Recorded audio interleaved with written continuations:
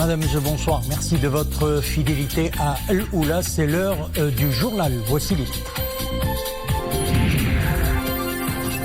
L'agence Beit Mal Quds Al-Sharif soutient des hôpitaux de la ville sainte en appui aux efforts de lutte contre le coronavirus. L'agence a mis des kits de prévention et autres équipements médicaux au profit des services des urgences d'isolement et de quarantaine au niveau des hôpitaux de la ville sainte. 71 nouveaux cas de guérison du nouveau coronavirus enregistrés ces dernières 24 heures, portant à 4 774 le nombre total de guérisons. 99 nouveaux cas d'infection ont également été enregistrés. La préfecture de Meknès a été déclarée hier soir sans Covid-19 après le rétablissement d'une patiente qui était sous traitement à l'hôpital CDC. Les forces de sécurité ont renforcé leurs dispositifs et mesures de contrôle et de vigilance dans les différents quartiers et artères des villes, et ce pour barrer la route à la propagation du virus. Les déplacements sont strictement contrôlés, ce dans le contexte de Eid al-Fitr. Nous verrons le reportage à Tétouan. Et puis le marché de l'automobile, frappé de plein fouet par la crise sanitaire dans le monde. Au Maroc, la baisse a dépassé les 80%. Pour le mois d'avril, seules 1683 voitures ont été écoulées contre 12 000 avant coronavirus.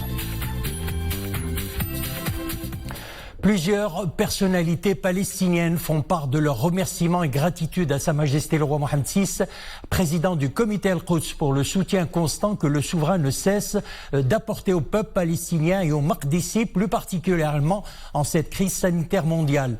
L'agence Beit Mal Quds Al-Sharif vient de fournir du matériel médical à des hôpitaux de la ville sainte en appui aux efforts de lutte contre le coronavirus. Imanable. Nouvelle marque de solidarité envers le peuple palestinien frère, des kits de prévention, des masques, des combinaisons, des produits désinfectants et autres équipements médicaux au profit des services des urgences, d'isolement et de quarantaine au niveau des hôpitaux d'Al-Quds. Un appui aux efforts de lutte contre le coronavirus dans la ville sainte. Une initiative saluée par plusieurs personnalités palestiniennes qui ont fait part de leurs remerciements et gratitude à Sa Majesté le roi Mohammed VI, président du comité Al-Quds, pour le soutien constant que le souverain ne cesse d'apporter au peuple palestinien et au Maqdisi plus particulièrement. En sa qualité de président du comité Al-Quds, Sa Majesté le roi Mohammed VI s'est constamment tenu aux côtés des Palestiniens. Il partage leurs maux et souffrances. Le peuple palestinien le lui rend bien en exprimant toute sa gratitude au souverain. Nous prions le Tout-Puissant d'épargner la Oumma islamique de tout mal et nous espérons venir à bout de la pandémie qui pèse sur toute la planète. C'est une nouvelle action à l'actif de l'agence Beit Mal Al-Quds qui œuvre sans relâche et depuis de longues années à prêter main forte au peuple palestinien et particulièrement dans les secteurs à caractère vital. L'agence vient à nouveau en aide au Maqdisi et appuie fortement la sauvegarde de l'identité arabe et islamique de la ville sainte. L'agence Beit Mal Quds Al-Sharif a également remis des aides humanitaires à des familles Maqdisi au début de l'état d'urgence sanitaire, ainsi que des équipements d'enseignement à distance.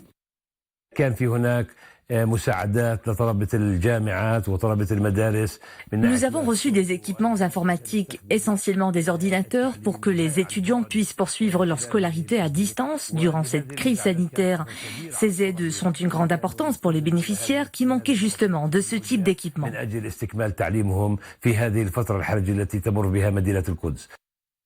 Des aides précieuses en ces temps de pandémie, pour renforcer la capacité du système de la santé de la ville sainte à faire face à la propagation du coronavirus. Un soutien de plus à la cause d'un peuple vaillant. 99 nouveaux cas d'infection au Covid-19 enregistrés durant les dernières 24 heures, portant le nombre total des cas de contamination à 7532 dans le Royaume, annonce le ministère de la Santé. Le nombre de décès a été porté à 200 après l'annonce d'un nouveau décès au cours des dernières 24 heures. 71 nouveaux cas de guérison du nouveau coronavirus ont été également enregistrés pendant ces dernières 24 heures, portant à 4774 le nombre total des rémissions. Et puis la préfecture de Meknès déclarée sans Covid-19, c'était hier après le rétablissement du dernier patient sous traitement à l'hôpital Sidi Saïd, une jeune femme qui a pu vaincre le virus. Meknès vient ainsi s'ajouter aux 4 provinces de la région Fès-Meknès indemnes du coronavirus. Il s'agit de Taza, Moulay Yacoub, Ifrane et Boulmen. Le reportage est signé Ibrahim Routier, Abdeslam Khalwi sur le commentaire d'Oumaïma Ramli. Rétablie, elle quitte l'hôpital victorieuse et de pied ferme. Cette jeune fille y a passé les jours les plus éprouvants de sa vie. Désormais, cette parenthèse est derrière elle. En quittant l'hôpital Sidi Saïd, elle est pleine de reconnaissance. J'ai contracté le virus à l'usine où je travaillais. Ce jour-là, ma vie a basculé. Hier soir, on m'a informé que j'étais guérie et je tiens à remercier l'ensemble du staff médical des Forces armées royales ainsi que le staff du ministère de la Santé. Ils ont été aux petits soins avec moi. Ils m'ont beaucoup soutenue, surtout sur le plan psychologique. Soukaina est l'ultime patiente atteinte du Covid-19 à Meknès. Pour le personnel médical, sa rémission rime avec victoire. Désormais, la ville ne compte plus aucun cas de Covid-19.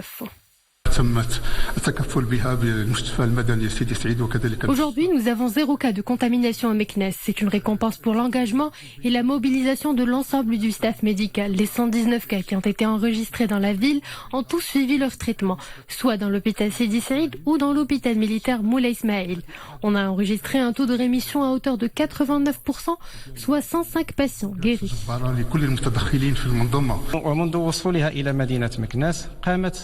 Depuis l'arrivée à Meknès de la délégation des médecins des Forces armées royales, aucun effort n'a été ménagé pour traiter et soigner tous les patients atteints du Covid-19.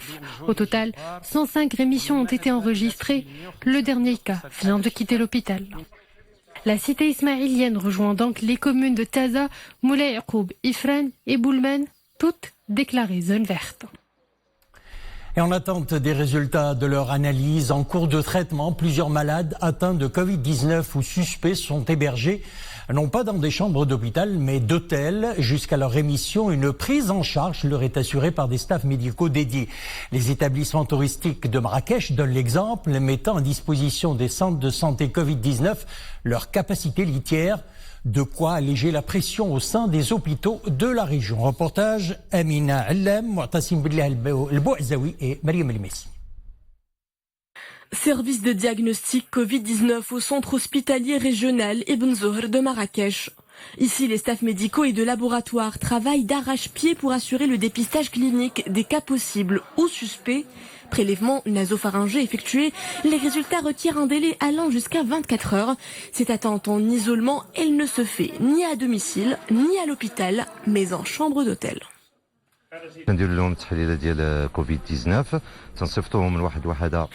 Une fois les analyses réalisées, les patients sont admis dans une unité hôtelière où ils séjournent entre 12 et 24 heures en attendant les résultats des analyses. S'ils se révèlent négatifs, la personne suspectée quitte l'hôtel. Dans le cas contraire, elle rejoint l'hôpital pour recevoir le protocole de traitement adopté par le ministère de la Santé. تنعاودوا نرجعوهم لسميتو للمستشفى لاجل تلقي واحد البروتوكول معتمد من طرف وزاره الصحه. Un hébergement gracieusement offert aux personnes potentiellement contaminantes. Ne pouvant être confinés chez eux, les patients résidents bénéficient en plus de l'accueil d'un service de restauration adapté. Un service qui se poursuit jusqu'à révélation des résultats, indemnes ou porteurs du virus.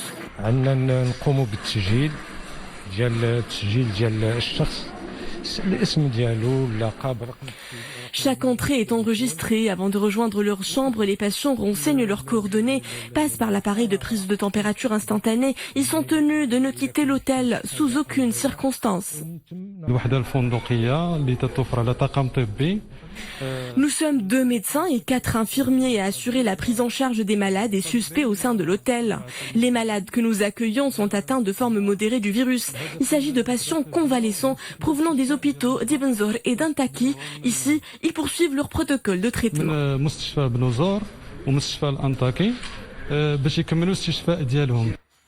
Vidés de leurs occupants habituels, les structures d'hébergement de la Ville-Ocre prêtent leurs locaux à ceux qui sont en première ligne face à la pandémie. Médecins, infirmiers et cadres administratifs y sont isolés par mesure de prudence, loin de leurs proches et de leurs familles. Coronavirus toujours dans le cadre des mesures sécuritaires prises à la veille de l'Eid et qui s'étendent durant toute la période de la fête.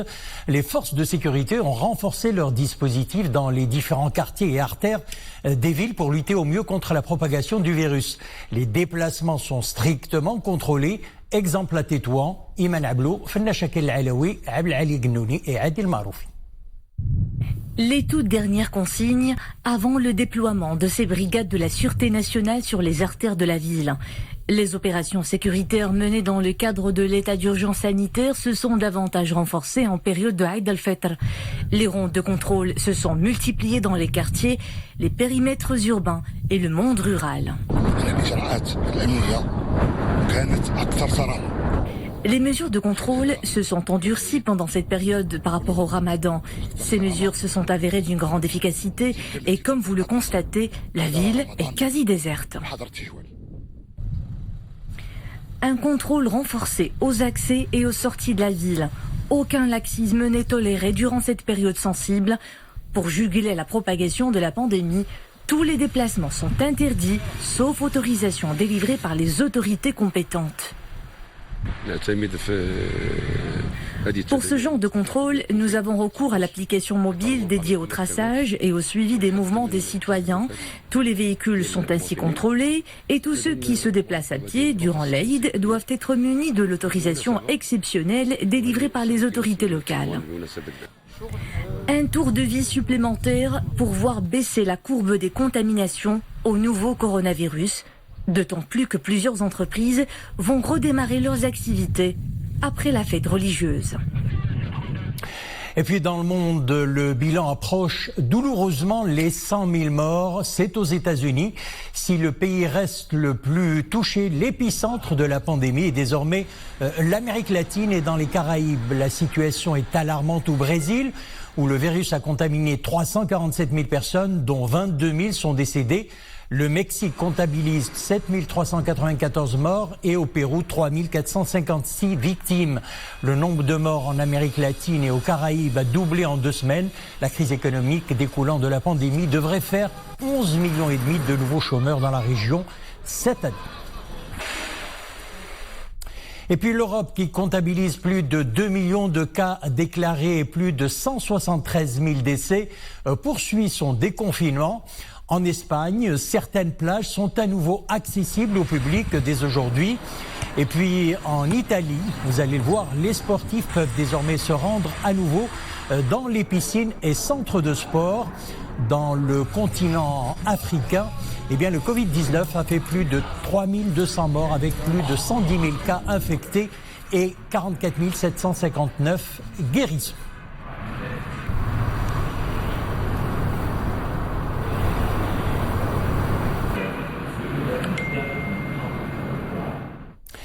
Le Covid-19 a eu un fort impact sur l'économie, le marché de l'automobile frappé de plein fouet par la crise sanitaire.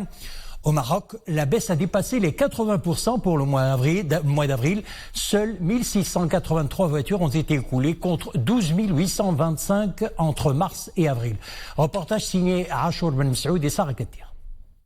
Le marché de l'automobile a été frappé de plein fouet par la crise sanitaire due au Covid-19. Seules 1683 voitures ont été écoulées en avril contre 12 305 au cours de la même période de l'année dernière. Une chute de 86%. En mars, nous avons observé une baisse de 60% des ventes par rapport à l'année dernière. En avril, 85%. Et en mai, nous sommes sur la même tendance. Alors pourquoi cette baisse? Deux raisons. La première, c'est que les gens sont confinés, donc ils ne viennent pas dans nos showrooms, et donc la possibilité d'acquérir des voitures n'est pas là. La deuxième raison, c'est que peut-être que l'automobile est passée dans un niveau de priorité inférieur en ce moment de crise sanitaire. Le confinement et la fermeture des showrooms des distributeurs ont fortement impacté les ventes du secteur automobile. L'État avait pris l'initiative de soutenir ce marché pour élargir justement le marché, pour avoir un parc aux normes internationales. Bon, l'initiative qui a été prise de mettre un budget de 2 milliards de dirhams pour les taxis, pour le renouvellement de taxis, va aller dans le même sens. Il y avait le soutien aussi pour le transport Récemment, vous avez vu les bus aussi qui ont changé. Donc tout ça allait dans le même sens, dans le sens de renouvellement. Dès la levée du confinement, les professionnels ont grand espoir que les consommateurs reviennent au showroom, la mobilité étant un grand besoin. La reprise sera certes difficile, mais pas impossible. On parle météo à présent et vous l'avez remarqué, il fait très chaud sur plusieurs provinces du royaume et ce jusqu'à après-demain. Le mercure variera d'ailleurs entre 40 et 44 degrés sur les provinces d'Aousserd, Oued Dahab, Assazak, Boujdour, Smara, La'youn, Tantan, Guelmim et Taroudant, mais également sur Sidi Qassem et Sidi Slimane, annonce la direction de la météorologie nationale. Des températures variant entre 37 et 41 degrés sont attendues sur d'autres provinces, comme vous le voyez sur votre écran. Et puis mercredi, le thermomètre affichera entre 38 et 43 degrés à Aousserd, Oued Dahab, Boujdour, La'youn, Smara, Assazak, Tata, Taroudant, Marrakech, Rahamna, Al-Qal'at, Saragnaf, Ibn Salah, Bni Mellal, Sidi Qassam, Sidi Slimane et Khmisset. Un temps assez chaud persistera le reste de la semaine sur le sud-est et l'intérieur des provinces sud. À signaler également de fortes rafales de vent, 75 à 90 km/h. Elles sont prévues dès demain et ce jusqu'à jeudi, annonce la direction de la météorologie. Elles intéresseront Tanger, Assela, Fahs, Anjara, Mdiq, Fnedq et Tétour. Après le confinement et les gestes barrières et après le grand nettoyage censé limiter la propagation du virus, les villes s'embellissent grâce à l'action citoyenne des jeunes des quartiers. C'est le cas du quartier Ben Kéran à Tanger que nous découvrons dans le reportage signé Anissa Boumehdi, Saïd Najah sur le commentaire de Mounia Marouche. Il suffit d'un pot de peinture, d'un pinceau et d'une dose de créativité pour que le quartier Ben Kéran soit métamorphosé.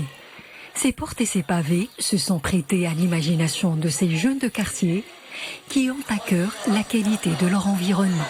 Ça fait 6 ans que nous nous consacrons à cette action citoyenne. Elle rend notre quartier plus jovial. Les habitants en ont tellement besoin, notamment en cette période du confinement. Que nous avons lancé notre initiative en 2014. Les riverains nous soutiennent financièrement et moralement.